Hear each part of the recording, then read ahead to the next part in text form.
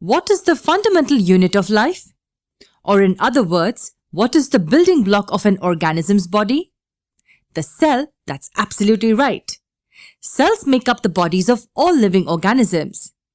How many cells do you think an organism needs to live? 1, 2, hundreds? Well, now that depends on the organism we are talking about. An organism like amoeba is made up of only a single cell. Yes, you heard it right. Just one single cell constitutes the body of an amoeba. This cell carries out all the functions of this organism's body, be it respiration, digestion, locomotion, and excretion. What about a cat or a dog? Do they have a single cell? Of course they don't. They have many cells which make up their entire body. There are groups of cells which carry out different functions. For example, all cells of type A will carry out the function of respiration, and cells of type B will carry out the process of digestion. But what are these groups of cells called? Do they have a specific name? Yes, each cluster of cells is called a tissue, and each tissue carries out a specific function. Such organisms with many tissues are called multicellular organisms. Multicellular organisms have tissues in their bodies which are placed at specific places to carry out specific functions. This is called division of labor in the organism's body. Can you give me a few examples of tissues in the human body? The muscles?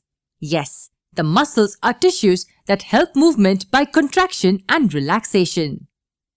What about blood? Do you know that blood is a tissue? Yes, blood helps transport nutrients, hormones, and waste materials as well. Blood is the connective tissue of the human body. Let us look at plants now. Do you think plants have tissues too? Are the tissues of plants and animals similar? Do you think plants need the same tissues as humans? Logically, they do not have the same tissues as humans do, but they do have tissues. Let us see what the considerable differences between the two are. Do plants move from one place to another like humans do? No, right? Plants are stationary and their movement is restricted. So a closer look at a plant tissue will make you realize that most of them have dead tissues. Yes, dead tissues. And why do you think plants need dead tissues? The answer is quite simple. Plants only need mechanical support. Hence, they do not need living tissues. Dead tissues serve the purpose of giving support to plants and they need very little maintenance. What about animals? Do animals move?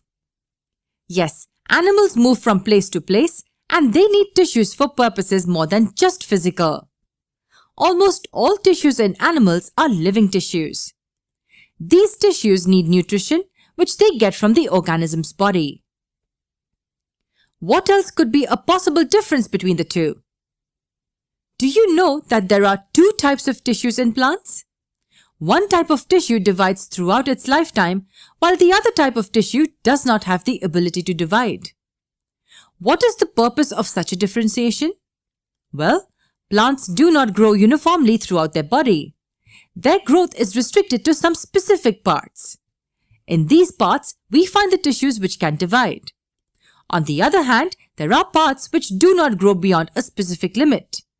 They have the non-dividing tissues. Can this apply to the human or the animal body? Of course not. Humans and animals exhibit uniform growth throughout their body. Therefore, animals have tissues that divide spread throughout their body parts. They do not have these two types of tissues. In our further videos, we shall look at what these tissues are called as well as the characteristics of each type of tissue.